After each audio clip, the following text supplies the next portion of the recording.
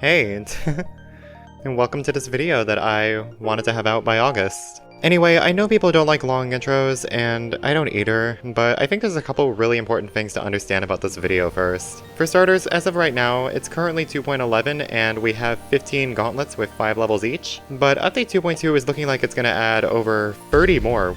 And with the World Gauntlet contest going on and 2.2 looking like it'll be just around the corner, I felt like it was a good time to go back to the gauntlets and see if they were still interesting enough to warrant 155 levels worth of them. And in order to do that, I wanted to look at every level in an objective sense from a fresh point of view. So I might praise some levels for things that I don't take into account for the ranking, especially in the lower half of the list. And of course, there's more general topics like what I think of the gauntlets as a whole that I'll break up the ranking with later. Lastly, the description has credits for all the music I use in this video, and also timestamps for every level, because even though this video is intended for people to watch from start to finish, I get that some people just want to see a random guy reaffirm their opinion on how awful Scarlet Surge is. So good news, if you just want to see Scarlet Surge, you can go to the description and find that timestamp. And even more good news, you don't actually have to do that, because guess what the bottom level is?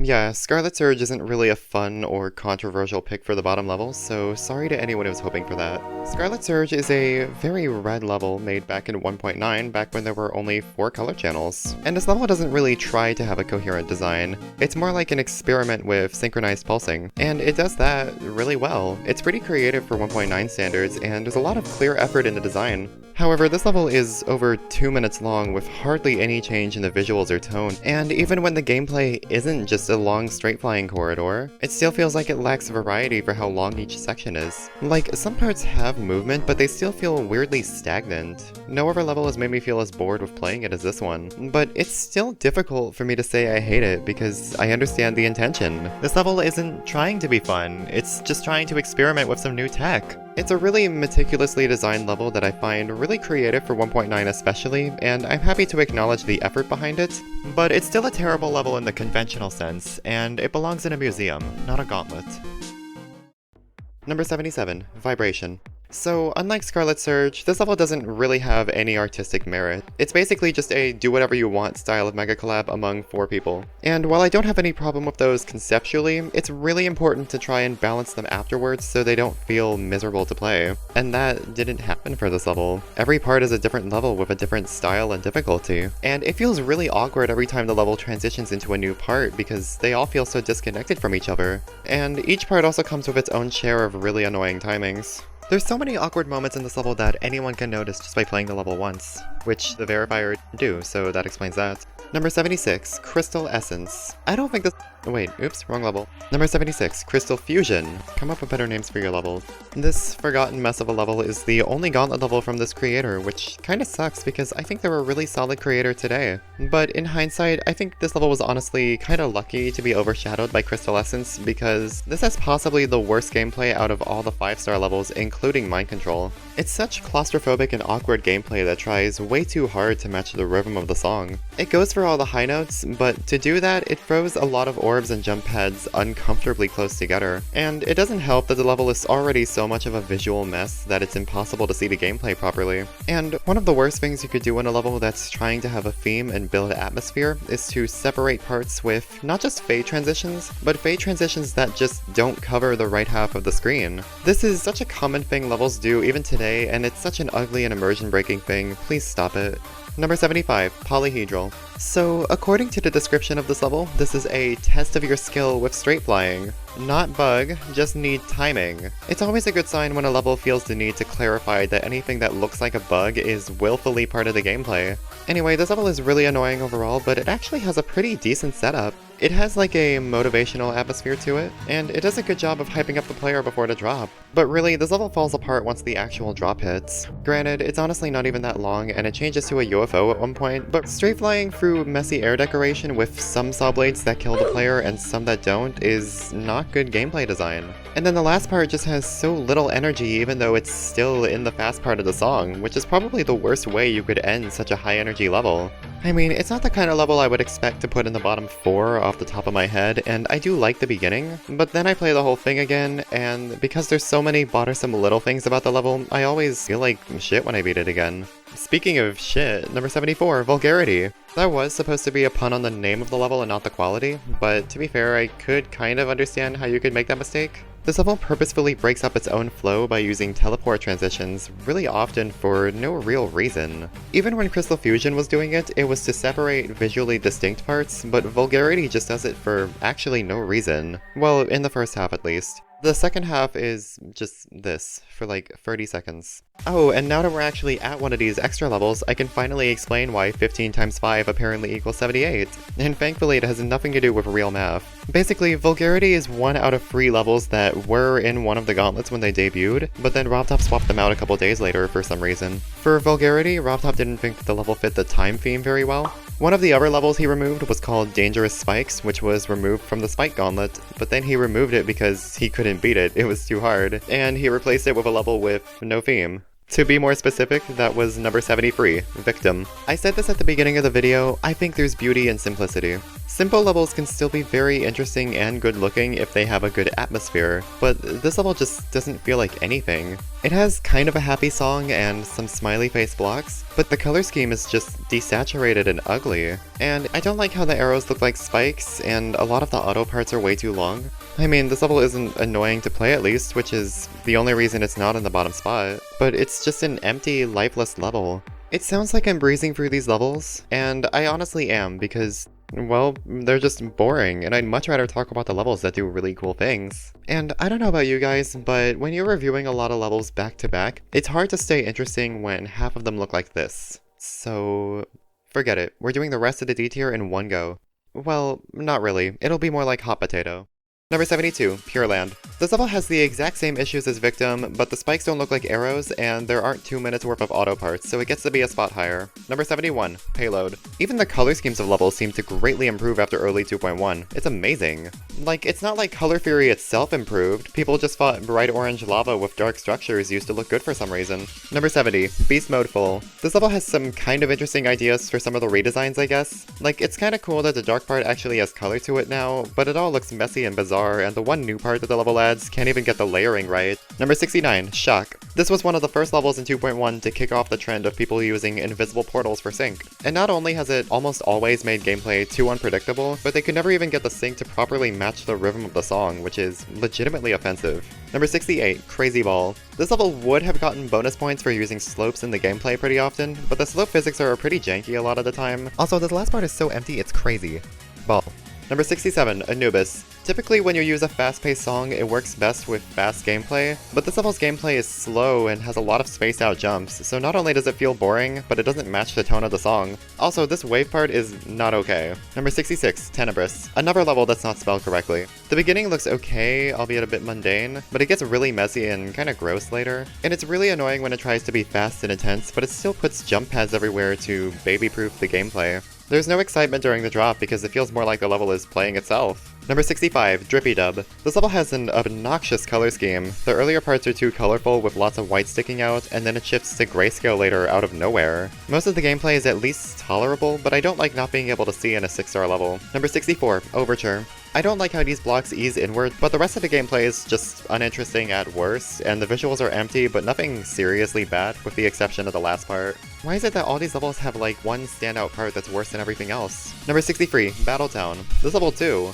The gameplay is annoying overall, but the worst part is this UFO, ironically right after the I like this part text. I actually kinda like this level's color scheme though, so I'll give it that. Number 62, Traction. This level is actually really fun at first, with great sync, and it honestly could have been at least B tier if it stayed that way, but the completely nightmarish parts later on are what warrant all the comparisons to Starpunk. Number 61, Infusion. Hot take, I actually like the song in this level. I don't know what else to say here, this level's boring, and I'm liking how easy this part of the script is to write. Number 60, Calaxian. This rainbow background looks okay, but the rest of the colors are weird, and this level's just kinda boring otherwise. And it's honestly kinda hard to tell that this is supposed to be a Crystal theme level at first. Also, fun fact, this level is named after a Rick and Morty version of Crystal Meth, also called Calaxian. So I guess that explains how RobTop got high enough to put this level in the Magic Gauntlet. Number 59, Geobound. This level takes the complete opposite approach Polyhedral took, and instead of telling the player to just get better at timing, this level gives you the option to just nerf one of the bad parts completely. If only it was for the whole level. Except this ball part. This ball part is kinda fun. Number 58, Cataclysm. With a name like that, you would expect this level to be like a meme version of Cataclysm, but no, it's just Cataclysm easy mode minus all the things that make Cataclysm chaotic and fun. And even as a standalone level, this is just not super interesting, considering this level's idea of a hell theme is a lot of black and red colors and some really funny looking clubstep monsters. Number 57, Acid Factory. This level does actually try to have an atmosphere, which I really appreciate. There's a lot of really nice movement on some of the structures, and this level does some pretty cool things with sync at some points. However, the gameplay is kinda boring and annoying, and the level has a lot of glow spam to make it irritatingly dark. Like, if you want to know why the darkness in levels like the Golden is annoying, play this level and tell me your thoughts when you die at this part. Number 56, Frontline Full. I like slopes and ball parts, I like the background, I like the rhythmic pulsing, so I guess this part is epic?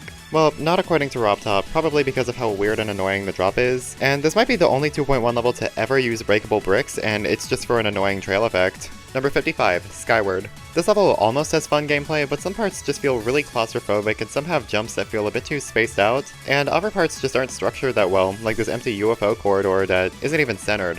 Also, special thanks and dedications to all these people so I can get the level to be 60 seconds long so we can get rated. Without all of you, this wouldn't have been possible. Oh, that's time. And with that, we're done with the D tier. And you might be asking about some really bad levels that I forgot about since we're out of the D tier now. But no, I did not forget any levels. In fact, I remember them all so well that I added extra ones. The important thing is that we can finally move up a tier and get to the levels that are more interesting. Actually, never mind, not yet, because first, I want to talk about the gauntlets themselves using number 54, Silence, as an example. But before we do that, I'm going to use the Chaos Gauntlet as an example for the example. So, I poked a little bit of fun at them, but I actually really like the gauntlets conceptually, even more than the map packs. I feel like there's much more creative potential that can come from the gauntlets since they have more of a feeling of progression and continuity. The Chaos Gauntlet feels very different from the gauntlets before it because it's not named after a shard of power and it has a much more dangerous and prominent look than the previous gauntlets, especially since it's actually tied to the game's overarching story. And believe it or not, I actually think this gauntlet has a lot of depth to it. In case you forgot, there's a very scary boy trapped inside Keymaster Glubfub's little play prison, and the blue key to unlock it is stashed at the end of the Chaos Gauntlet. At first, we don't know what will happen when we get the key or what kinds of levels will even be in the gauntlet. Back when the gauntlets were super new, there was even some speculation about whether or not it would have a demon in it, so there's even a sense of mystery and tension with that unanswered question. Nope. Maybe I sound like I'm trying too hard to make it seem more interesting than it actually is, but I just think that it's more fun to play the gauntlets through the lens of an actual story, rather than just playing them like they're longer themed map packs. And the Chaos Gauntlet is an example that it has in-game lore, so let's try another that doesn't. Let's go back to Silence. It's nothing special visually, and the gameplay is pretty boring. I do like the quiet atmosphere this level goes for, but I could probably understand if people call this level empty or generic looking. And if this level is empty and generic, it shouldn't work in a themed gauntlet, right? Well, I actually disagree.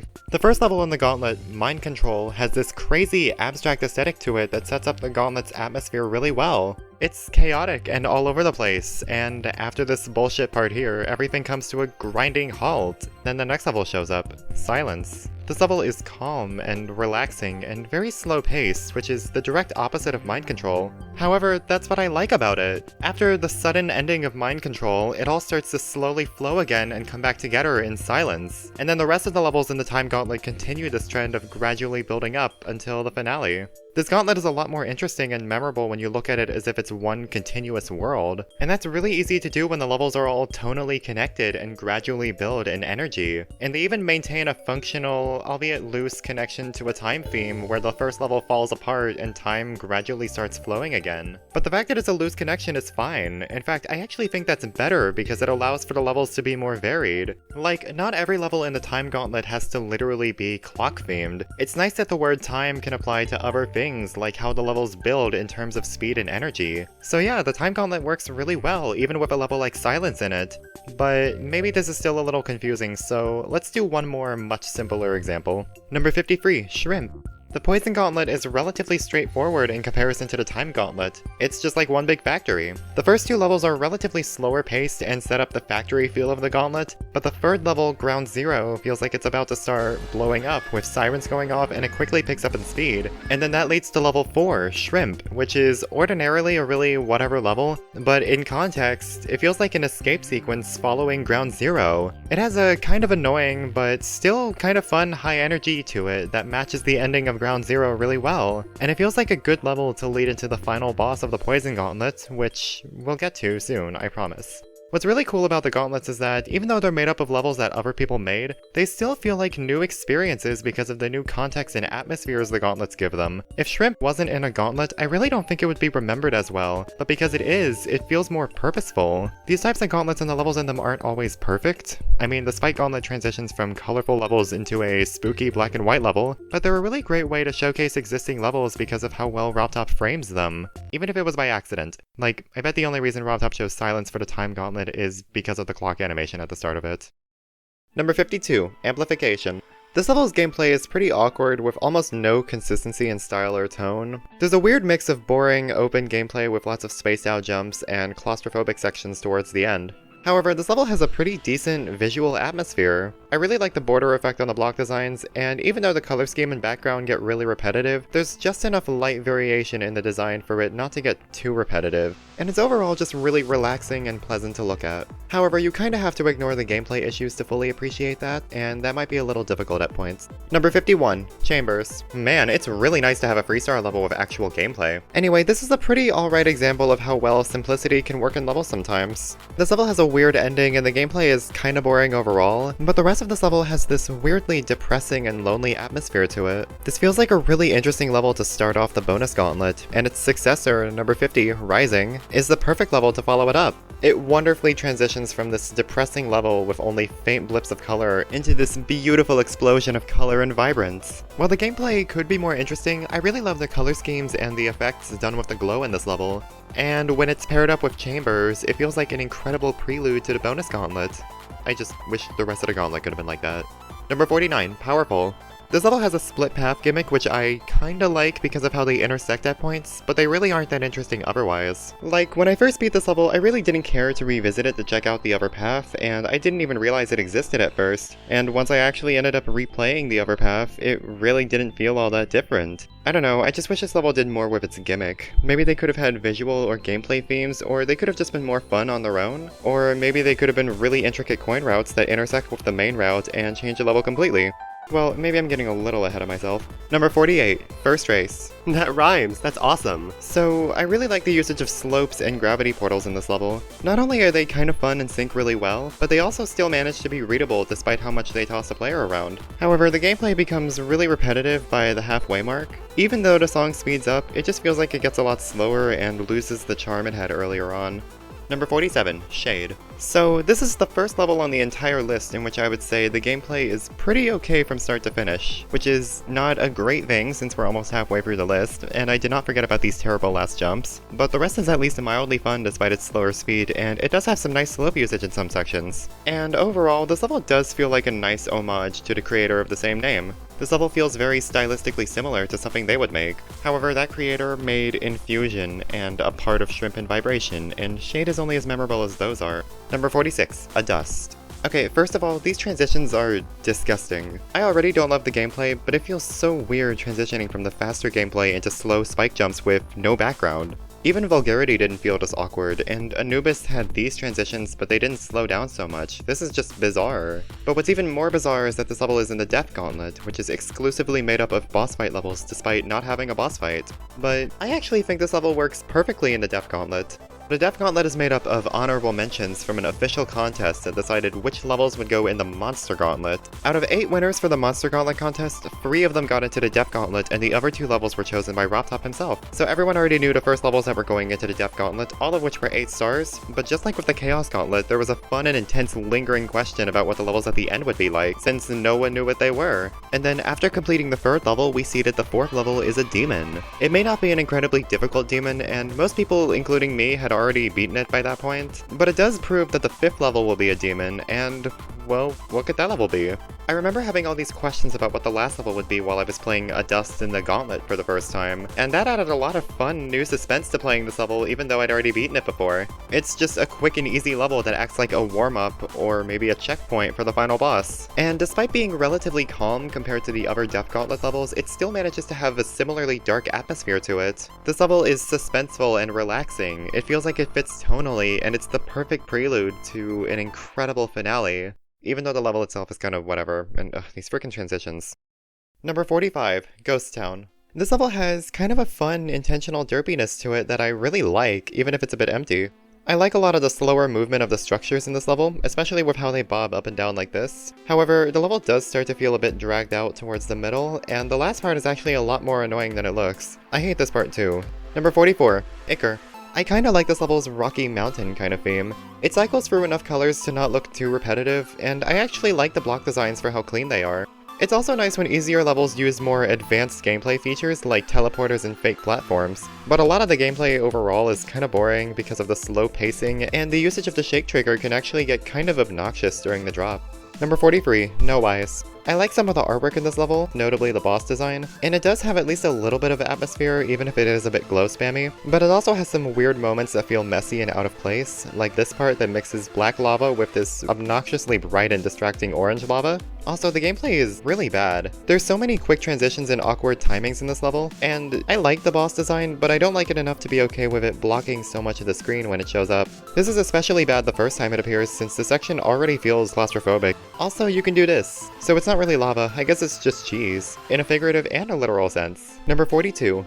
OMG aliens. That is so weird. I've never said internet slang like that out loud before. I'm never doing that again. Anyway, the gameplay is pretty dragged out towards the beginning, and the ending is a brief, albeit very annoying wave boss fight. Wave is an annoying game mode to hover in place with, so it's an awful game mode choice for boss fights. Just use UFO or something. Hell, it's an alien-themed level, why wouldn't you use UFO? Anyway, the middle of the level is actually pretty fun, and I like the boss itself.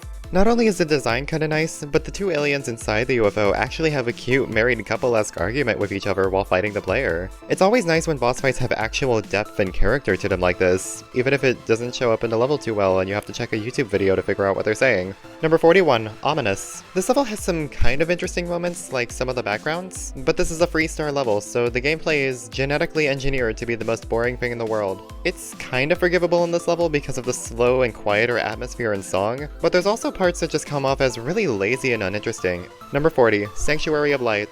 This was probably a very visually impressive level at one point, but it just doesn't look that good anymore. Well, I still like the second part, but most of the middle parts look really messy, and the level transitions from a rainbow cave to a blue techno aesthetic really abruptly with irritatingly bright glow everywhere. Like, if anyone doesn't really understand the concept of glow spam, levels like this in Acid Factory are perfect examples, both of which even cover different extremes, one being blindingly dark and one being blindingly light.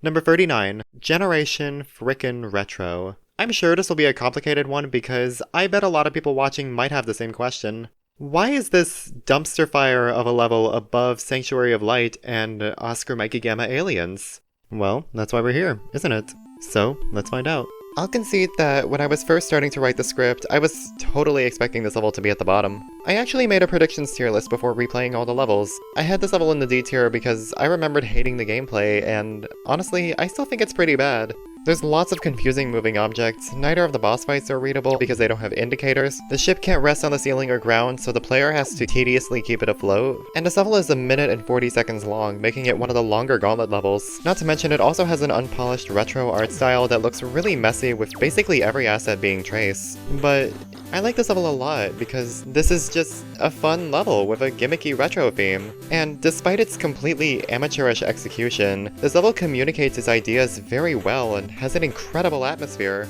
The level starts with this evil red alien being very polite and friendly before revealing its evil plan. The whole middle of the level is the player trying to make it to the final battle while avoiding the alien's evil traps. And on the way, the player meets a helpful blue alien. There's so many little details that bring the level to life, like the custom portals and collectibles, the blipping of the text, and even the dialogue, which is thankfully legible this time. And it's not just limited to the visuals either. There's all these creative moments in the gameplay too, like the player riding this UFO, and the evil red alien breaking these shields by shooting them with invisible bullets. And then the level has a Galaga-style boss fight with 2 phases, and it even gives the player missiles to fight back and a shield to dodge attacks. They fight, the blue alien saves the day, and sacrifices itself in a really touching climax, before the player goes into a fit of rage and finally takes down the villain to avenge their friend. This level is, quite honestly, pretty adorable, and looking back on it, it's really obvious that it wasn't trying to be anything more. The creator had an idea to make a retro boss fight level, and all they wanted to do was explore that idea. And I think they did a fantastic job at that. And honestly, I'm willing to commend this level and the creator just for that, and even starting a sequel despite all the hatred. But it just makes me a little sad that this level's wholesomeness tends to go unnoticed by everyone who plays it. I mean, the gameplay is abysmal, no question about that. But, I don't know, maybe it's just because it's an old level and it's in the Gauntlet so people have low expectations for it. But while I do genuinely think this level has some objective merit in terms of atmosphere and variety, even though I'm probably being a lot more generous with the number placement than I should be, playing a level without thinking about those kinds of things feels nice sometimes. And I wouldn't mind having more levels like this, especially from inexperienced creators that try to fully exhaust the creative potential they create, even if it means having to deal with annoying visuals and bad gameplay. But I guess right now isn't the best time to gush about that. There's still 3 more tiers, and we're not even close to halfway through the entire thing. There's a lot of levels in the previous 2 tiers that I like talking about, often when they did something really well instead of poorly, and that might not happen as often in the next tier, but it still feels nice to get to the levels that I do think are better. And you're probably wondering why it's called the B- tier and not just the B tier, and that's because, believe it or not, ranking 78 levels is really hard, and I needed some extra guidelines to help me organize things better. I'll explain later, right now it doesn't matter. Number 38, Odyssey.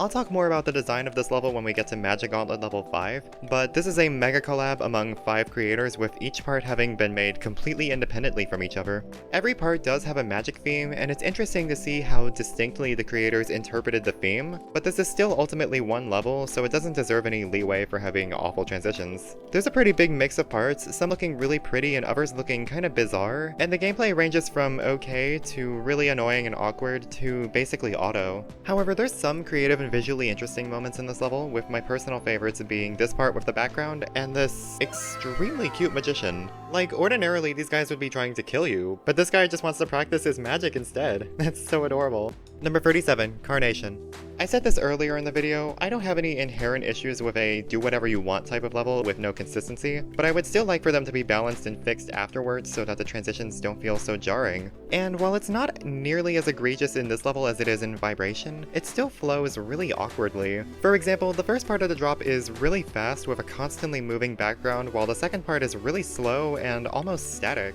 However, I do like some of the effects on their own, and the gameplay isn't terrible overall. It doesn't have any bizarre difficulty spikes, and I guess the effects are the main focus of the level, so it's more forgivable. Oh, and by the way, this is the last we'll be seeing of the Ice Gauntlet, and good riddance, it's a really boring gauntlet. Like, I needed an Ice Gauntlet character for the thumbnail, and literally none of the levels have one, so I guess this is what I'm going with. Number 36, Shuriken. This level has a very brave color choice for a Monster Gauntlet entry. Like, most of them are green, but this one is purple and red. I think it would have been weird to have this in the Monster Gauntlet because of that, but it works surprisingly well in the Death Gauntlet, especially since it has a bit of a darker atmosphere than most of the Monster Gauntlet contest entries. Also, I like that the coin route in this level has the player grabbing a sword to deflect one of the boss's attacks. There's bosses later that do this much better, but it's always nice when there's like an extra layer of interaction to the boss fight. However, for the most part, this level is kinda boring, honestly. The design loses its charm pretty quickly, especially with the really gross color of the lava, and the design of the boss itself is kinda just whatever. I like the sword mechanic, but I wish the boss had more to it than just being a spinning pinwheel. Number 35, Crystal Essence. I don't think this level is as bad as everyone else claims it is, even though the gameplay sucks. This level is really fast-paced, but the gameplay is a lot more disorienting than it is exciting for the most part, especially since it ends with one of these really long flying corridors that go on for forever. However, the idea of a fast energy in a crystal-themed level is kinda cool, and the pulsing of the visuals help with that, even if they are a bit glow spammy. I also like a lot of the block designs. The pulsing is pretty subtle and feels rhythmic, and there's even a nice little animation at the end if the player gets all the coins. Well, I guess I find it a little odd that getting all the coins makes the player explode, but okay. Number 34, Shrill Hallway. Just like with Generation Retro, this is a boss fight level that actually feels like a two-sided battle instead of just waiting out the boss's attacks. However, despite that, this boss still isn't the most interesting thing ever. I mean, the design is literally just the Doom Gauntlet artwork, which already doesn't look super menacing, and when the player attacks it, it's with these bone collectibles that can really easily be mistaken for random air decoration. And the gameplay feels really claustrophobic in an awkward way, especially with the really quick transitions. However, this level also has some nice creative set pieces, like this clubstep monster with its brain sticking out and the swinging bones. And it's kind of insane that these cubes have just been skewered by bones. Well, I mean, I don't know, the layering of this one looks pretty bad, so I wouldn't be surprised if this one was a paid actor. Oh, speaking of people who got paid, why don't we talk about the Gauntlet contest now? Just as a reminder, the Gauntlet contests were official creator contests in which the winning levels would be added into its respective gauntlet. There was a contest like this for the Crystal, Doom, and Monster gauntlets, and also the Magic gauntlet, but that one works very differently, so I'll come back to that one later. Now, I mentioned during Odyssey that it was nice to see how people interpreted the same theme differently, and I think that applies to all of these gauntlets. The entries are all different interpretations of the same theme, and I think it's just fun to see what other people thought of. In a way, all of the submissions for one contest are like one huge gauntlet. On that note, one of the more common criticisms I've heard against the contests is that the levels are too similar to each other, because they all need to work somewhat well enough to fit into a gauntlet together. I agree that really extreme levels will have a tougher chance of getting into the gauntlets, but in terms of every level needing to be the same, that's not necessary at all. Just look at the Crystal Gauntlet. The winners consist of a semi-cartoony art style level, a level with a futuristic techno vibe, a really high-speed level with a focus on gameplay, and we haven't even gotten to the effect level yet. I agree that it's a restrictive theme on its own because you can't really interpret crystals themselves in a super creative way aside from like frickin' crystal meth. However, despite that, these levels manage to all feel unique, and this is still true for a lot of levels outside the Gauntlet too. And the Monster and Doom Gauntlet contests don't even have that problem. Both Monster and Doom are really broad themes with a lot more creative applications, and people took full advantage of that. In any case, it's just nice to have more official events for features like the Gauntlets. Obviously, not every gauntlet can have a contest attached to it, and I don't even think that would be a good thing, but I believe that the contests will likely continue to be a fun method of getting new levels for gauntlets. Assuming they're actually playable. Just to clarify, since I literally didn't even think this would be on people's minds until now, I'm not factoring in object optimization into these rankings. I think accessibility is super important, and a lot of newer gauntlet levels especially have that issue, but trying to quantify that would make this list more complicated than it needs to be, and it's not even something that necessarily affects everyone. I was able to play all of these levels just fine on my computer, so that's the standard we're going by, because I think a conversation about optimization is more appropriate for when we get to Magic Gauntlet level 5. Number 33, Magmatic Sanctuary. I honestly like this level a lot, despite it being the black sheep of the Fire Gauntlet, but it's kind of a nostalgia thing to be fair. Back when this was the first Gauntlet level instead of the last, I played this and I got so invested right away because of how unsettling the atmosphere was. And when the level picked up speed at the drop, I actually got really excited. It was a really fun start to the first of the newly added gauntlets, and then the next level was First Race, and that was disappointing, but oh well. I actually think the gameplay in this level is really fun, and I love it. Even though invisible portal spam was irritating as hell in most levels, in this level I thought that it was actually really well designed and added a lot of fun intensity to the gameplay. But whatever, invisible portals are really annoying, I get it. However, the atmosphere still holds up. I love the little details like the scarce movement and usage of the color orange, and the level does a great job of building up to the second half where the drop goes really hard with some intense pulsing and effects like these cracking blocks. And I even like the Minior boss fights. They're quick and they come in really late, but they look alright and I love the spinning animations on them. Number 32, Desert Bounce. This might be the standout level of an otherwise mundane gauntlet, but it's honestly still not a great level. I like the colors and the art style a lot, and it has a kind of interesting desert rave kind of theme to it with a really nice rhythm in the later parts, but it is a bit tonally all over the place, and the gameplay is a little annoying at points. The transitions are very quick for the most part, there's very brief uses of invisible portals, which is arguably worse than Magmatic using them consistently, and there isn't that much pulsing or fast visual movement after the first section of the drop. This level is mildly underwhelming for what it sets up, but it's not awful. Number 31, Mind Control. This level is an absolute mind trip. It has a mysterious abstract feel to it that works a lot better than in something like Carnation because this level is pretty much built around it. The gameplay matches the atmosphere really well because it actually has glitchy effects built into it. That being said, that also makes the gameplay ungodly annoying and repetitive, and what the hell is this part? Number 30, Predator. There's a lot going on in this level. It doesn't have any visual consistency or good transitions, and you can definitely see a lot of age in some parts. But it has a really interesting science lab theme with quite a few really impressive looking effects. And they're presented in kind of a grimy, unpolished look that I honestly like, especially on the boss. Despite this thing being a literal blob, it has a lot of animations and attack variety. It shoots lasers, it has circular saws, it jumps around, and it even plays hide and seek. However, in being interesting and spontaneous, the level also becomes impossible to read. There's a lot of pretty miserable speed portals in this part that, unlike Magmatic Sanctuary, don't feel like they add anything to the gameplay, and it's really difficult to properly read a lot of the gimmicks, and this is a problem even outside of the boss arena. Number 29, Darkness Keeper.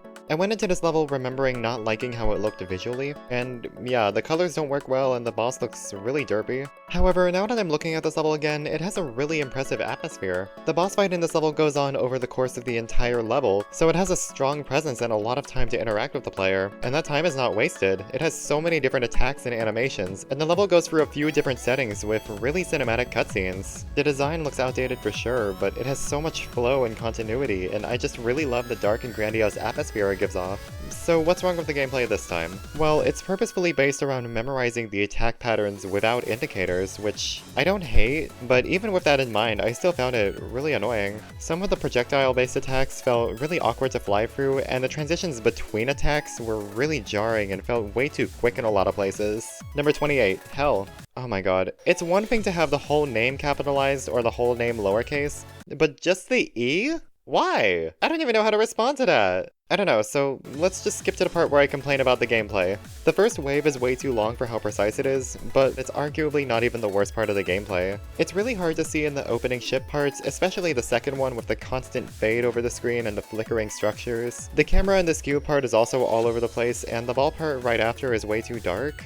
This level is just really hard to see in, basically. However, the atmosphere is kind of insane. There's lots of crazy, fast-paced movement and pulsing in this level, and it just feels really intense to play. And even when the tension fizzes out, the last part still has me holding my breath right before the finish line. A lot of the issues with the gameplay are essentially just byproducts of the violent atmosphere, so it's a little hard to be completely upset at, but not impossible. Number 27, Hellgate Menace. Is it a joke that every level with the word hell in the name has to be capitalized really stupidly? And this one is even worse because the G is literally lowercase in the title art. Wonderful job. On the subject of hell, this level also has a pretty violent atmosphere, but this time it's mixed with a boss fight that stays on screen for the entire level, just like Darkness Keeper, and it's actually kind of awesome. The level is exhilarating, even early on, and it keeps up that tone for the entire boss, making it really memorable. So, gameplay time. Not even the creator of this level likes this gameplay. Not that I can blame them. This level has indicators, and it's still unreadable because they aren't even aligned properly. And a lot of the obstacles come out of nowhere in this level, whether they protrude from the ground or just fall from out of the sky. And it doesn't help that there's a big guy with crazy animations blocking the screen for half the level. It seems like every single B- tier level has had some pretty interesting visuals and fallen short because of the gameplay. Well, actually, it doesn't seem like that. That is what happened. So basically, I want to separate the levels as much as possible just to be able to rank and talk about them more easily. And since there's so many B tier levels with so many different pros and cons, I split the B tier into two halves. The B- tier is for levels that have okay to nice visuals but are annoying to play, and the upcoming B+ tier is for levels that look okay visually and have okay gameplay. since I would generally prefer to have a level play well and look just okay rather than look great and play like garbage. Number 26, Dangerous Spike. Wait, I thought I was done with the Spike Gauntlet. And the extra levels. Wow, it's been a while since the last one. Alright, so this is a weird level because it's actually a recreation of a free mobile game called Don't Touch the Spikes. While this mobile game has some rave reviews from tough critics, I had never heard of it before now, so I actually decided to play it for myself to compare the game with the level. Thankfully it wasn't a virus. And minus the ads showing up every 2 seconds, Dangerous Spikes is pretty faithful to the mobile game. While the level itself can get repetitive to play because, honestly, there's only so much you can do with source material like this, it does what it can and offers just enough light variety to work as a standalone level. Number 25, Outer Space. Okay, this is what I was worried about. This level is not better than Magmatic Sanctuary. So think about it like this. The B- and B+ tiers are two different B tiers, so Outer Space is probably closer to a C than it is to an A, but it's still a B+. Anyway, I wouldn't argue with you if you called this level messy, and the white block designs can sometimes stick out too much, but I honestly kinda like the visuals. They have a subtle techno theme to them, and there's a lot of variety in the backgrounds and the block designs. The boss fight looks whatever, but I also like how that section creates a pseudo shake trigger, and I think it works pretty well. Also, this level's gameplay is much better than the average 5-star levels. I would know, since this is the first level of the first Gauntlet, this was my testing things out level, so I've beaten this way more times than anyone should in their lifetime. And if I'm still finding the level fun after that, I think I have a right to feel confident about it.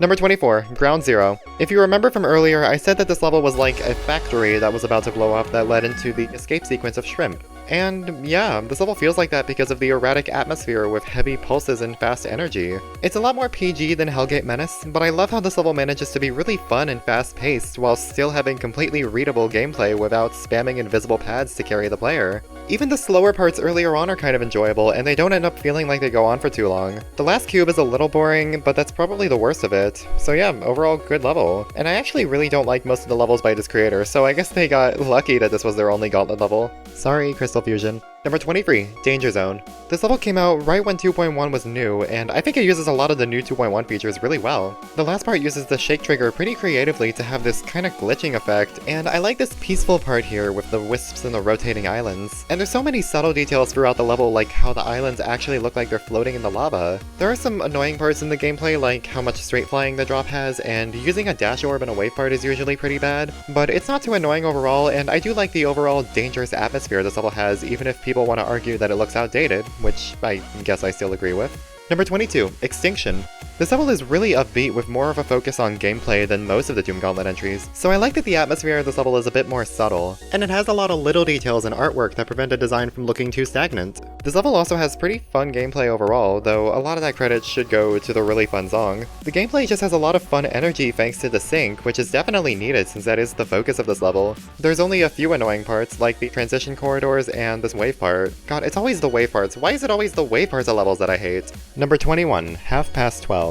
Okay, I feel bad for putting this level this far above Ominous, even though the creator probably put a lot more time and thought into that level. But it is kinda interesting how much I like this level given it was ostensibly just filler made at 12:30 in the morning. The gameplay is honestly pretty good. This level does a lot with portals and slopes, and it not only has a lot of clean movement, but it's even synced to the rhythm of the song really well. This level also has kind of a sinister atmosphere with some really nicely blended monochrome colors, and I really like this part towards the end where everything just turns all nightmarish. There's just a lot going on here, especially in the song, and it's just a cool way to end the level. But it actually ends like this, because the level won't get rated if it's not at least 60 seconds long. Number 20, Timeless. This level is so relaxing. It has a really lovely, quiet atmosphere that nicely transitions into something more energetic and fun towards the end. I really love this part especially. It just feels so serene with the background and the fog and the moving structures. The gameplay is kind of fun, and even though the visuals aren't big or memorable, there's lots of really little details that come together so elegantly. Even when this level first came out, I still found it pretty impressive, but I still think its atmosphere is, well, timeless.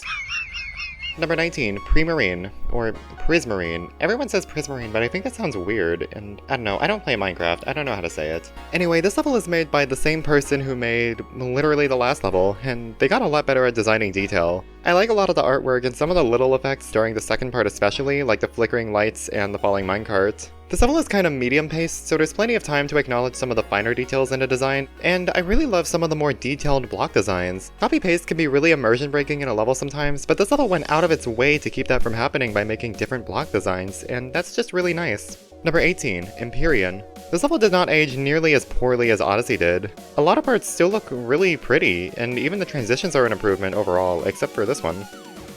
And I say the gameplay is an improvement overall too. Each part has their problems, especially the last part for how messy it is, but other parts are really fun, with my favorite being the fourth part, and honestly, I like the first part too. People throw a lot of hate towards it even though the creators had no coordination with each other when making these parts. The range of difficulty for this level was expected to be at least 8 stars, so it's not their fault. Most of the parts are fine on their own, but a lot of the issues with this level boil down to the lack of coordination between parts. And that's what brings this level back to the Magic Gauntlet contest. Basically, the point of the Magic Gauntlet contest was to appeal to the people who felt like only famous people were winning the contests by having 2 different sets of winners for famous and lesser-known creators. They did this by having creators make shorter parts for a longer level. Lesser-known creators made parts for Odyssey, while famous creators made parts for Empyrean. Overall, I think this was a good idea. Not only did it increase the amount of winners from 5 to 10 so more people could win, but it also gave lesser-known creators a chance to completely stand out like they wanted without barring off famous creators. And yeah, Odyssey turned out to not be all that great, and both of the levels were fundamentally damned to have bad transitions, but they both had great moments and served their purposes even if they lacked flow or consistency.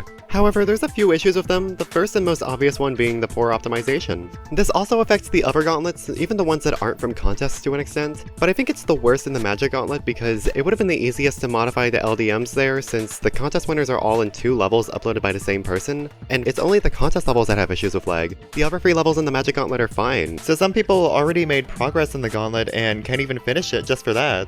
You could say they're last to leave more of an impact at the end, but it's always been a trend for the first level in a Gauntlet to get much more attention than the others, because you'd be surprised by how many people can't beat a 6-star level. And it's not like the Fire Gauntlet, which has the only fire theme level at the end, because that Gauntlet is kinda designed to be like a tutorial Gauntlet. The theming doesn't matter as much there because that's not the point of the Gauntlet. But with the Magic Gauntlet, the whole point is to show off the last 2 levels, but they're at the end where less people can access them. And even if people did get to the levels, or even if they opened them outside the Gauntlets, people still couldn't play them because they weren't well optimized. And to this day, they still aren't, which kinda sucks honestly. And I don't think there's a good excuse for that given how much time has passed. Speaking of which, we might as well talk about the World Gauntlet contest now. For this contest, creators have to team up based on what country they're from and organize their own mega collabs. However, the levels don't have to follow any sort of theme. The only gimmick is that they have to be made by people from the same country. So this contest is more about the competition itself rather than the levels that come out of it, which could lead to some fierce competition between countries. And it was like that at the beginning, but it hasn't really lasted. And that's probably because the deadline was to be determined for over a year, So of course people are lax about it, but in that case, it might have just been too early to start the contest. I think what didn't work about these contests is just the planning and execution. It's not like the results of Odyssey and Empyrean were bad, they just ended up not getting the attention they should have because they weren't accessible enough. And the World Gauntlet contest is a difficult one, so I could understand the lack of motivation creators might have for it. However, none of the issues of the contest actually involve the gimmicks themselves. In fact, I like the gimmicks. The Magic Gauntlet is meant to shine a light on lesser-known creators, which it ultimately kinda did. Even though the placement of the levels in the Gauntlet and the way they're structured don't work, the levels still managed to explore a magic theme and even involve famous and lesser-known creators, and I still thought they were pretty interesting. And I can guarantee people would have been much more invested in the World Contest if it either had a deadline or if it was announced during 2.2, and the contests overall have definitely improved in terms of structure and even rule sets over time. Well, the range of difficulty for the World Gauntlet contest is a little concerning, but the object count is higher now, with hopefully stricter low detail mode rules, and the monster contest was a lot more lenient with what counted as thematically appropriate than the Doom contest. Like, the Monster Contest had submissions with lots of different styles and tones, and the Death Gauntlet even made it so more of them could be included. And if nothing else, it's nice to have some official creator contests, especially during a slow update when not much else is happening officially. They have a lot of issues, especially the more experimental ones, but I don't think they were bad ideas, and it doesn't seem like they're stopping anytime soon. And honestly, I wouldn't mind more of them, especially if they can encourage people to create more interesting levels, a good amount of which we haven't even gotten to in this video yet. So, let's keep going.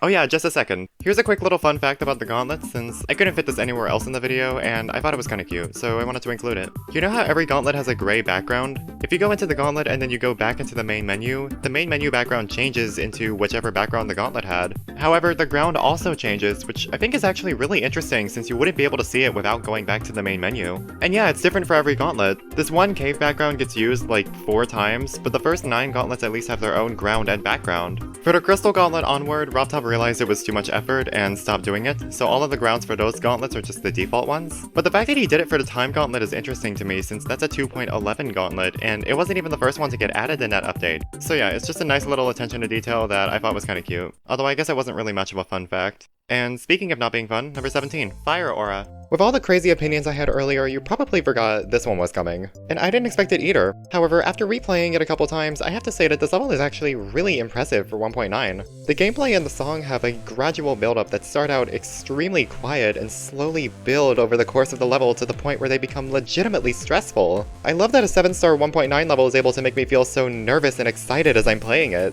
The gameplay can get a little annoying at points like the wave, and the visuals themselves are just whatever, but this level's atmosphere is phenomenal, and honestly, I would say it fits into the Lava Gauntlet really well. Obviously, this level does not literally look like lava, I know, but it has that Lava Gauntlet aesthetic surrounding it. 3 slower levels, then the eruption of the volcano, and then the aftermath. Despite its outdated design, this level fits into the world of the Lava Gauntlet really well, and even on its own, it's not too bad.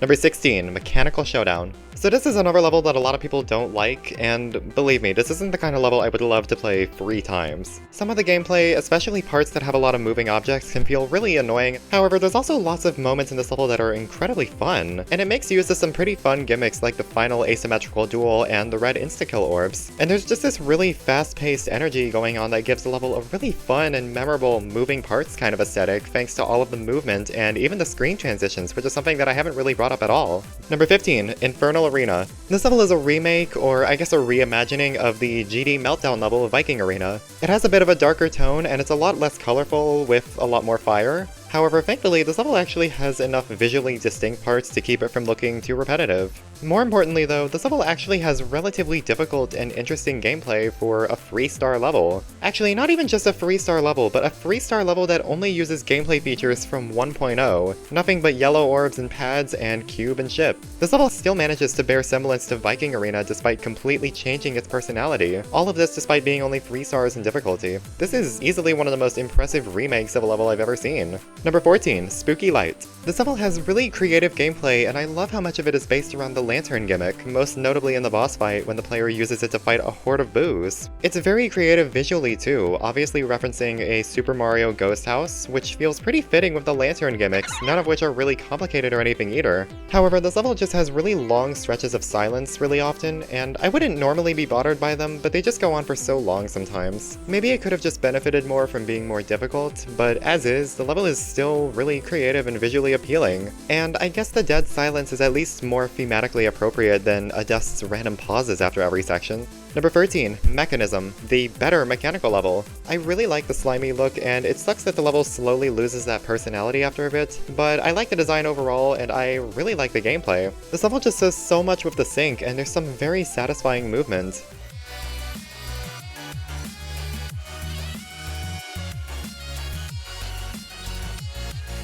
I think the only part of this level I really don't like is the boss fight, and that's probably the biggest reason this level just missed the A tier. Not only is it another really annoying wave boss fight, but the boss itself is just really boring and forgettable and hardly even has animations. The boss just feels like a last-minute addition, even though the point of the Monster Gauntlet contest was to have interesting boss levels. But I still think this level is pretty good, and it's not one people remember all that well from this gauntlet, so having this level this high up was probably one of the more pleasant surprises. And it feels like there's been a good number of those in this video so far, with some levels feeling a lot more meaningful than they once did, and others just being a really interesting remnant of the past that was just fun to revisit. And I guess the levels are getting even better now that we finally made it out of the B tier, the longest tier, and we're moving on up to the A tier. Number 12, Blade. The story behind this level's removal from the gauntlets is a little bit depressing. The creator was actually harassed because people thought this level was too difficult, even though the Chaos Gauntlet was literally established to be one of the harder gauntlets. But thankfully the level is still here, and it hasn't changed at all, because even when I first played it, this level was insanely fun to me. And it still is. I really love how this level builds up and syncs to the rhythm of the song. And can I just say that before making this video, I never really found sync to be super important in a level. I didn't realize just how much it could elevate the gameplay before I started mentioning it in so many levels. Anyway, this level was almost a B tier because the visuals are really repetitive and uninteresting, and the level's also really short. But this level just has such fun gameplay that I felt justified having it start off the A tier, even though it could have been so much more fun if it was just longer. I actually found out some people were making full versions of some of the Gauntlet levels, but since this isn't a Gauntlet level anymore, I guess we'll never get one. Number 11, Fear Zone. While the Shadow Gauntlet is probably the most consistently themed out of all of the early 2.1 gauntlets, it's also probably the most tonally inconsistent. It's a total mix of really fast and really quiet levels, topped off at the end with a really boring level I had literally 3 sentences written for, which weren't even about the level, they were about the song. But yeah, this level has a fun and super intense climax, and I think it looks pretty great for 2.0 especially. There's constant yet subtle movement in pretty much every part, and I like the color spread. The other monochromatic levels were black with white outlines, but this one is white with black outlines and some red pulses, so it's just more interesting to look at. And I really like the gameplay too. Each part before the drop has lots of vertical movement, the cube parts actually use slabs, which really helps the sync, and I especially like the on and off switch mechanic. I prefer it to how it's used in Powerful because it comes back repeatedly in the first part, and it's even used in a coin route. The only part I don't love is the Scream Room itself. The gameplay feels a little repetitive here, and it feels too short given the amount of build-up, but it doesn't ruin the level overall, and I guess it's better that it's at least short when I think about other levels like this. Number 10, Aquarius. When looking at all of these levels in a vacuum, I can't imagine many people having this level in their top 10. However, this level perfectly illustrates beauty and simplicity. On top of all the really clean artwork in this level, it just has such a fun and happy atmosphere. It's not consistent with the water theme it sets up, but I love the block designs and the bright colors, and this level is just so much fun to play. The gameplay is constantly changing up even in the slower parts with portals, orbs, and movement, and it never feels like it's too much. I genuinely couldn't come up with anything I didn't like about this level. It's just really fun and memorable with great gameplay, and it doesn't need to be anything else. Very easily one of the best levels of early 2.1. Number 9. Ghoul. I would have liked to have had this level higher, but I do have some minor issues with it, like the borders being too dark and the boss fight being slightly unreadable, though it's nothing compared to some of the earlier boss fights. Aside from those and the return of the cheese lava, this time in the moldy variant, I think there's a lot to appreciate about this level, especially the boss itself. I really love the smoothness of the animations, like when it laughs and when it shoots its arms out. This is also another one of those bosses where the player can actually fight back, and just like Shuriken, it's actually tied to a coin route. Once again, I really like being able to interact with the boss, especially when the player is rewarded a bonus for it. I also like how diverse the color scheme is despite the level's attempt at a gloomy atmosphere. It's thankfully not colorless and ugly, and the gameplay is pretty consistently fun. I especially appreciate the boss fight corridor actually having portals and game mode changes, unlike a bunch of wave-only boss fights from earlier. Number 8. Sidestep.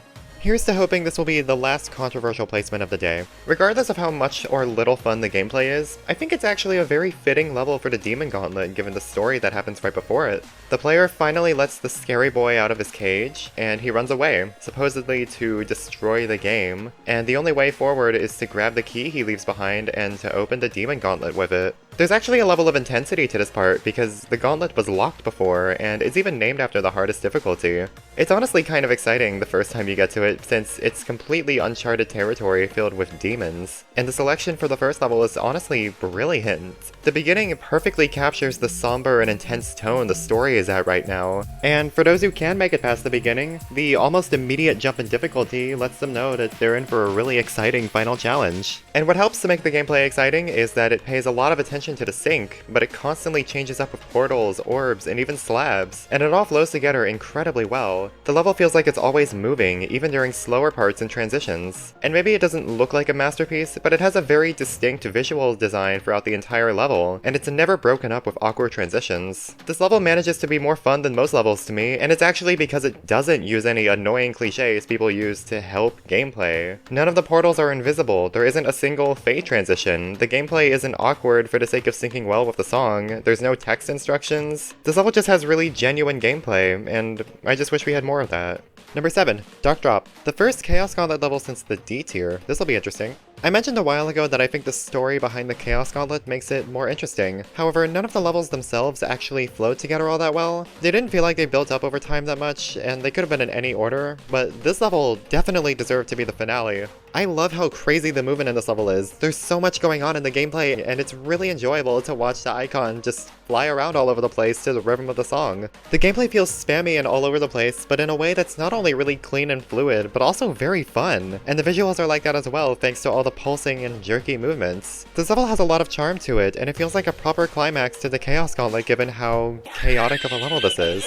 Number 6. Rose. I was actually kinda tempted to put Dark Drop above this level at one point. I think this level will definitely start to look pretty outdated soon, but there's so many big high points in this level that I feel like I prefer it to Dark Drop anyway. Even though each part looks like a random effect, the level still feels like it builds in tension because the pulsing and speed of the gameplay keep gradually increasing. And finally, when this level gets to the drop, everything just kinda goes insane. There's so much pulsing and movement, and the clocks are spiraling out of control, but it's still weirdly readable for some reason. This one part is insanely memorable, and after the really underwhelming part afterward, the level ends on a nice quiet note with everything calming down. There's some confusing parts in this level, but I really love how it manages to all come together and still be fun and exhilarating. Number 5. Buried Angel. I love the symmetrical core style of this level. It's such a bold style to try since it can look really terrible and lazy when done poorly, but this level looks great. It has a tense claustrophobic feel to it with pretty close screen borders and an erratic dark atmosphere. I really like the visual sync in this level with the pulses, which look much cleaner than the ones in Tenebris, but most notably, this this level has speed portals that are actually visible that sync with the rhythm of the song perfectly. Just like with Magmatic Sanctuary, they add a lot of intensity to the gameplay and another element of sync, but this time they're actually visible and add some really satisfying rhythm to the gameplay. Also, despite being confined to a tight corridor for the whole level, there's so much variety in the gameplay and it never feels messy or difficult to read. And I really love how intense the level feels even as it's ending. This is just an overall really amazing level, especially given this creator's questionable track record. Number 4. Monster Mischief. For a long time, this was actually my favorite Gauntlet level. Obviously, it's not anymore, but I can still understand why I used to think that for so long. This level has amazing gameplay. It does a great job incorporating slopes and simple gimmicks, and it's still really easy to read despite its higher difficulty. I love the smoothness of these bosses' animations, particularly the blue one while it's running, but the orange one also has some great attention to detail, like how its eyes spin around and the ship runs out of gas when it gets defeated. And the two bosses still look really distinct from each other, even aside from the color and ship. The orange one throws projectiles at the player and just looks angrier, while the blue one with much shorter horns kinda just dances around and chases the player and hardly even attacks them. They feel like an older and younger sibling, with one being more openly juvenile and the other being more violent and even having a car. It just says a lot about a level when I can interpret personalities and relationships between the bosses just from how they look and act, and I think that's a pretty good sign that you've made a really amazing level, even though it just barely missed the top 3. Speaking of which, here we are. We've come such a long way since the very beginning of the D tier, and now we're finally at the S tier, the levels that tried way too hard for these gauntlets. And honestly, let's just get into them because I'm really excited to get to the end of this. Number 3. Luster. This level is gorgeous, everything about it, especially the effects involving the 4-dimensional shapes. I'm amazed by how clean they look, especially the first one with the bouncy movement. And even the other effects look really interesting, most notably the first one and this one with the floating light. And this level manages to blend these effects very nicely into this crystally design without the ideas ever feeling like they clash or transition poorly. I also really love the gameplay too. It's pretty versatile for a 5-star level and it matches the fun rhythm of the song really well. Speaking of which, I think the song has to be the high point of this level because it was actually composed by the creator of this level, which is honestly really admirable. Like, creators don't make songs for their levels that often, let alone levels for a contest with a deadline. I just think it's wonderful to see that extra effort put into this level, especially since it adds so much life to this level, not only for how well it works with the atmosphere and the gameplay, but also because it sounds really lovely on its own. It's not a perfect level, and it does use customized portal and orb designs, but it's still a really amazing level. It just has so much to offer, from the interesting effects, to the fun gameplay, to the really pleasant song, and it doesn't cheap out on any of that despite being made for a contest. So I think it deserves to be considered a top tier level. Number 2. Slam. Not number 1, no, but still S tier, even though I was predicting this level would be an A tier at one point. Really, when I made that prediction, I was kinda just trying to look at this level from the perspective of someone who didn't like it, just because I figured it would be a predictable choice for the top of the list, so I just wanted to be sure I wasn't overrating it. And yeah, there's a few things about this level I don't like, most notably the color scheme. The green is a bit obnoxious during a lot of the slower parts, and it just stands out a bit too much compared to everything else. That's the worst of it though. As much as I'd like to complain about the elaborate coin routes being confusing and overwhelming for a level like this, I actually love them. They can be confusing, but they give the level so much replay value, and they just make it a lot more fun to explore. Like, in one of these coin routes, the player can get a snail to spawn in the first boss fight, and then they have to protect the snail from the boss until the end of the section. Then when it gets to the end, it breaks open a new area. There's so much depth to these side paths, and this level is like 2.5 minutes long, so the level is able to spend lots of time fleshing them out and making them interesting. Even just looking at the vanilla route, the gameplay is still very readable and fun despite the heavy usage of 4x speed. The boss fight has pretty clear indicators, which give the player a lot of time to react while still having variety in the attack patterns. And visually, even though I don't love the colors, I love the exciting nature of this level, which you can see even in the slower parts, and there's so much detail put into every section, especially the second boss fight. After slamming the slimy form of the boss for the first time, you think you're done, but not yet. It comes back as a skeleton, which is bizarre when you think about it, but it's really interesting, and they even have different animations and behavior from the first boss. This level just has so much to offer. It looks amazing, the gameplay is fun, there's so much to explore. There's no reason why this level shouldn't be number 1. And I agree. I think Slam is the best level on this list, so it should be number 1, but it's not. Chances are that you probably got to this point in the video by skipping to it, which I guess it's fine, it was inevitable. But if you did, I'd like for you to at least stay for this one part, since there's something I really want to talk about regarding this section. But of course, let's just start by talking about the number 1 level itself, the Behemoth. This is the level that follows a Dust and a Death Gauntlet. I had no clue what it was before I played it for the first time, and it was immediately pretty unsettling to see an XL Medium Demon as the last level in the last Gauntlet. Anyway, the opening of this level is a good jumping off point from a dust, with a pretty similarly calm yet unsettling atmosphere before cutting to this transition.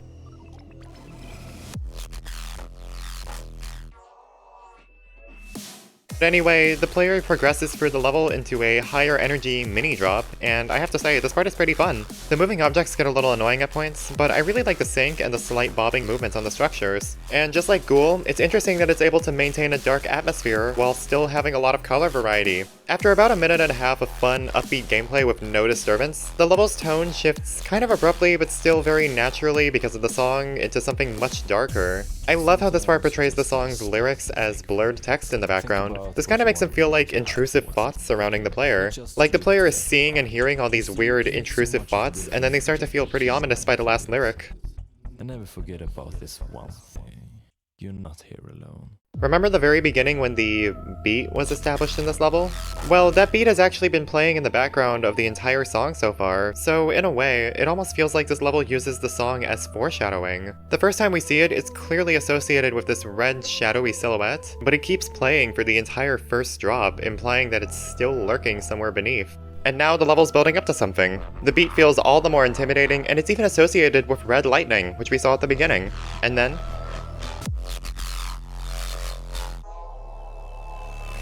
yeah, the boss looks stupid in hindsight. Geometry dash. So, if nothing else, whether it's good or bad, this level has a lot going on. It does a great job creating and shifting between tones, it has a pretty clever usage of foreshadowing, and it's just such a memorable level overall for several reasons. Hell, even the song choice is memorable. It's really hard for me to hear the song in another level without thinking of the behemoth because of how important the song feels there since it helps to foreshadow the boss's presence. And I'll admit I have a personal connection with this level because of the journey I had with it. I started planning this video back in late May of last year, and I thought this level would be at one of the bottom spots. I initially remembered it as nothing more than just the 3-minute long level with bad gameplay at the end, but eventually I recognized that it had a whole story, kind of, and a tense and fun atmosphere that I would end up loving that I never even noticed before. Replaying the behemoth, I actually got really invested in it, and that's what I love to see in levels, being able to immerse myself into the world that it builds. But Slam has an incredible atmosphere too, and I even called that level better, yet it's number 2 on the list. And that's because Slam is the predictable choice. Everyone basically already agrees that Slam is the best level for the same reasons, and I didn't even have much new to add in my review. On top of that, I want you to ask yourself how many Gauntlet levels you actually remembered before coming into this video. I'd be willing to bet the standout level would be Slam, maybe Luster, probably a few others for negative reasons, but not very many overall. So if I were to end this video just reaffirming that Slam is the best level, that would just cement the idea that the Gauntlets don't have many interesting levels. And I know a lot of people are just gonna skip to the number 1 spot anyway, so that just makes it look like it's the only interesting level out of the 78, which I really don't agree with. That's why the Behemoth is number 1, because it proves that the Gauntlets might be more interesting than most people remember. People already remember how amazing Slam is, but the Behemoth is a pretty strongly disliked level that I thought was a lot of fun to pick apart on Revisit. And looking at levels like this from a fresh perspective and trying to find something interesting about them, I just thought that was so much more enjoyable than playing the levels at face value. And I did mention that earlier, specifically when I was talking about playing the Gauntlets as if they're a story or a world to explore. I get why stuff like that seems silly. RobTop most likely chose a lot of these levels at random, and a lot of what I praised about the Gauntlet structures were probably just a coincidence. I know I might be looking into all of this a bit too deeply, and I know not everyone will understand or relate to me on all that. But because I did that, I had so much more fun with this video, so I cannot end this video without acknowledging any of that. Remember this from a few months ago? This was how long my original script was before I decided to rewrite it. All I did was record observations about each individual level and whether I liked them or not. It wasn't fun to write or record or edit, and it was a constant waste of my time. I was just in a constant state of feeling like I had to finish that video, but being quickly burned out because I was so uninterested in working on it. But instead of just leaving that hanging over my head forever, I wanted to change that. So I tried to make things a bit more fun for myself by getting into more of a positive and somewhat adventurous mindset. Not in a way where I felt like I was lowering my standards, but more like I was trying to find some fun in these levels by challenging my perspectives on them. And that made talking about a lot of topics and even individual levels a lot more interesting to me. Take Generation Retro for example. With my longer script, it was just a boring recap of everything I didn't like and even did like about the level without any sort of flair. But then I tried to have more of an open mind and understand the creator's intentions a bit more, and I came to eventually realize how much I love the level for the really unpolished innocence that it has, as well as the cute story and its creativity with the retro style. The creator had no creator points or popularity before that level, and they clearly didn't know too much about the editor, and they still made one of my favorite 2.0 levels. You can call it overanalyzing things, and you're correct in a sense, but I'm not going to be ashamed about that because it brought me enjoyment, and I think that's a nice takeaway. When you play a game with friends, you don't necessarily remember the game itself weeks and months later. You remember the fun experiences you had playing it and talking about it, and that's how I feel about these levels. Even though they look like disposable, randomly chosen levels at face value, I still fondly remember playing them and thinking about them, and just having fun with them, even when I didn't like them, and there were a lot of levels I didn't like. Not everything has to be boring. Challenge that perspective, because whether you end up loving it, hating it, or even just not connecting with it at all, anything has the potential to be a fun, memorable experience. So, make it one to remember.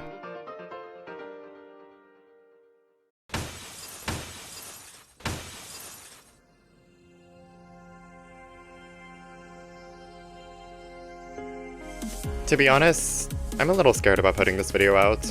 I wish I could have been more confident about it before. A year from now, I'm gonna look back at this video and probably have a lot of trouble watching it, but I had a lot of ambition, and I'm gonna try a little harder to be proud of that.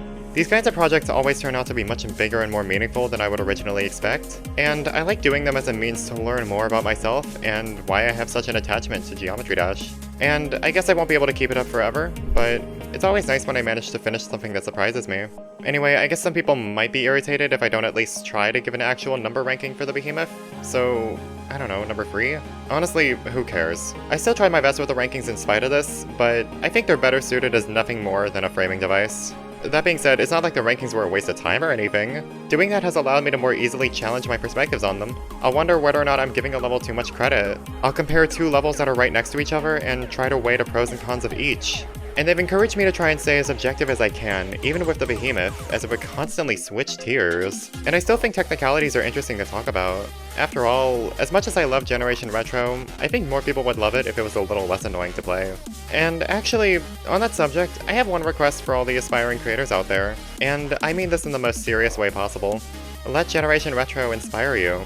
Someone who only knew the basics about how to use the editor and didn't understand how to make good gameplay managed to get noticed by RobTop and have their level front-paged in a Gauntlet. Maybe that won't happen to you, but if there's any level you want to try changing your perspective on, try that one. Maybe it'll motivate you to create someone else's favorite level. Finally, really, thanks for watching, especially if you started from the beginning and made it all the way to here.